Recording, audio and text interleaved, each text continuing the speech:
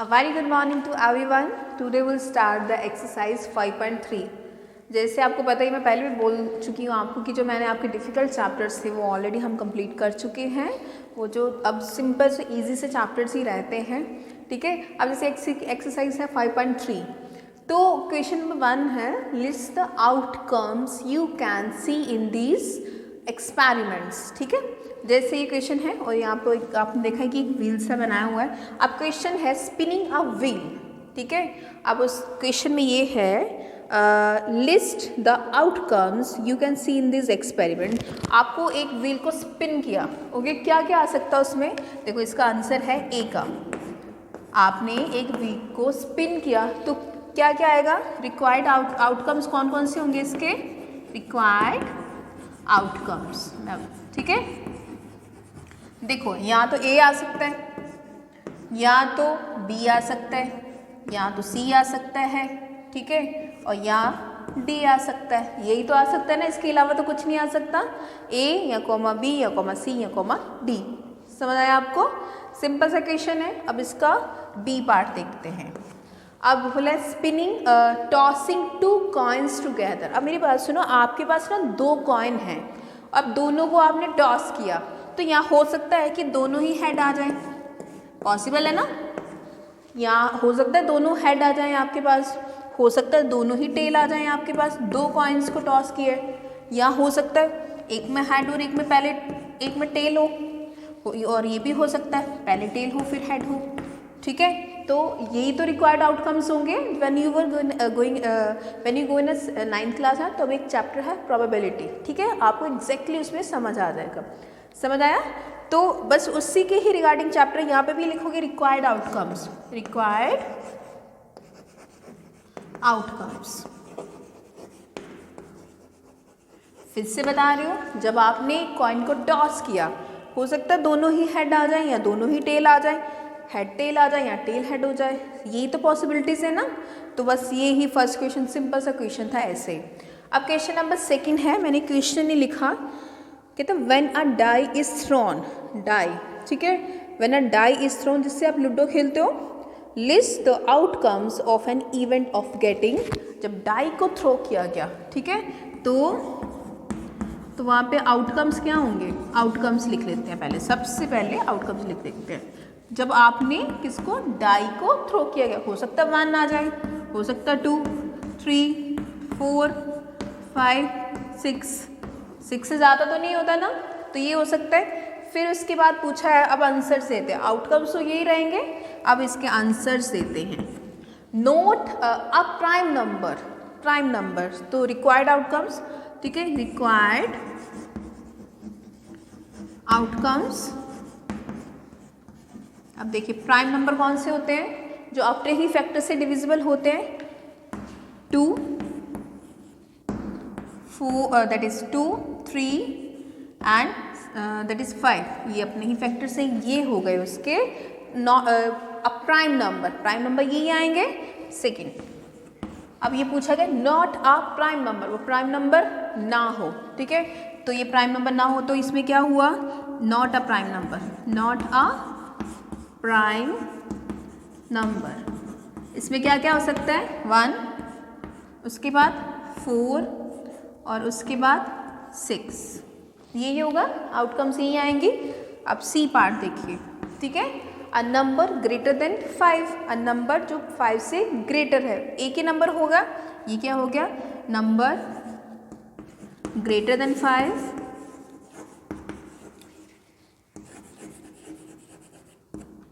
Is equals to, एक ही number आएगा ना, 6 आएगा ना यहाँ पे।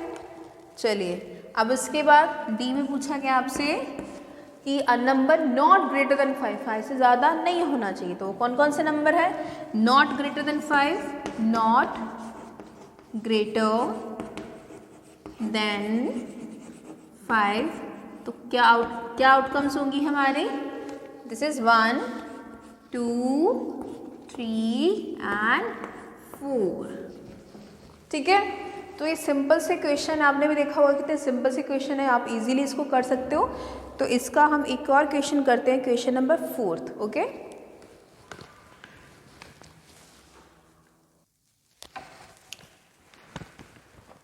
Now see the question number 4। तो आपके पास बुक्स हैं तो इसलिए मैंने क्वेश्चन नहीं लिखा है। तो numbers 1 to 10 are written on 10 separate slips. ठीक है, 1 से लेकर 10 तक अलग अलग स्लिप पे नंबर लिखे गए। तो यहाँ पे एक बार सॉल्यूशन करना है तो हम लिख लेते हैं ऐसे ही, 1 पे 1, फिर 2, फिर 3, अलग अलग स्लिप्स पे नंबर लिखे गए। ठीक है, अब नेक्स्ट में कैप्ट इन अ बॉक्स, उसको बॉक्स में डाल दिया गया। एंड मिक्स्ड फैल, उसके बाद उसको मिक्स किया गया। On 1 slip is chosen from the box, उसमें से एक स्लिप निकाली जाती है without looking into it. हमें नहीं पता कि वो जो स्लिप निकाली गई है वो कौन सा नंबर है, 1 भी हो सकता है, 4 भी हो सकता है, 7 भी हो सकता है। Okay, what is the probability of getting a number 6। अच्छा, प्रोबेबिलिटी क्या होता है ना, इस नंबर पे आपने सोचा है अभी। अब इसका है प्रोबेबिलिटी।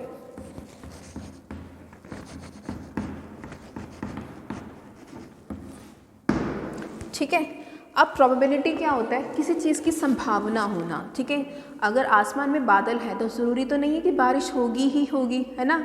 हो सकता है क्लाउड्स आए हैं और चले गए, बारिश नहीं हुई। तो अगर मैच चल रहा है, इंडिया और पाकिस्तान का मैच चल रहा है, तो आपने बोला कि नहीं इंडिया ही जीते, इंडिया ही जीते, बट ऐसे तो कुछ नहीं होता ना, पाकिस्तान भी तो जीत सकता है। मतलब हर एक चीज़ की संभावना होना, किसी चीज़ की संभावना होना को प्रोबेबिलिटी कहते हैं। समझ आई आपको। तो अब मेरी बात सुनिए, आप जैसे ये क्वेश्चन है यहाँ पे, अब आप ये पूरा इसका जो कॉन्सेप्ट है वो 9th क्लास में पढ़ेंगे आप। अब यहाँ पे ये पूछा गया है कि 1 slip is chosen from the box without looking into it, what is the probability of getting a number 6। क्या प्रोबेबिलिटी है कि 6 नंबर ही आए। समझ आई। अब देखिए 6 नंबर है वो एक बार ही है ना यहाँ पे, समझ आई यहाँ पे। तो अब हमें निकल प्रोबेबिलिटी यहाँ पे लिखिए, probability of getting a number 6, getting a number 6। ठीक है, क्या प्रोबेबिलिटी है कि वो 6 नंबर ही हो। ठीक है, वो क्या प्रोबेबिलिटी है। अब मेरी बात सुनिए, आपको ना ऐसे ही इसका फॉर्मूला है, number of favourable cases upon total number of cases. ठीक है, मैंने आपको ये 9th में जो फॉर्मूला लगता है वही बता दिया। तो क्या है कि probability of getting a number 6, क्या number of favourable cases upon total number of cases. तो इसका मतलब अगर प्रोबेबिलिटी ऑफ आपको नंबर 6 नंबर की निकालनी है तो क्या होगा, 6 नंबर एक बार ही है तो 1 अपॉन टोटल कितने नंबर हैं, टोटल तो 10 नंबर है ना, तो ये कितने आएंगी, probability of getting a number 6 is equal to 1/10। समझ आया। चलो एक नेक्स्ट, फिर नेक्स्ट भी देखते हैं। Getting a number less than 6, 6 से कम। 6 से कम कितने नंबर हो सकते हैं, 1 2 3 4 5 ही तो नंबर है, 6 से जो कम होंगे। तो सेकंड में आएगा, देखो आप क्या लिखोगे, getting a number less than 6, probability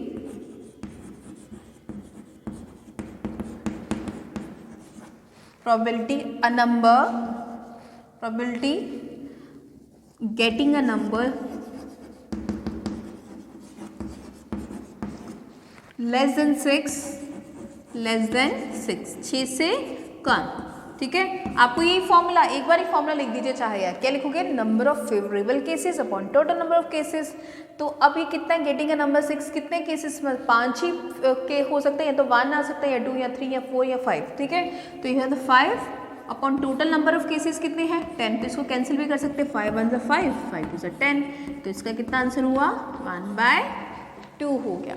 okay, अब इसका थर्ड है, getting a number greater then 6, 6 से ज़्यादा। तो यही नंबर होगी 7 8 9 10, 4 नंबर ही है। तो यहाँ पे लिख दीजिए, ये सेम लिख दीजिए यहाँ पे, प्रोबेबिलिटी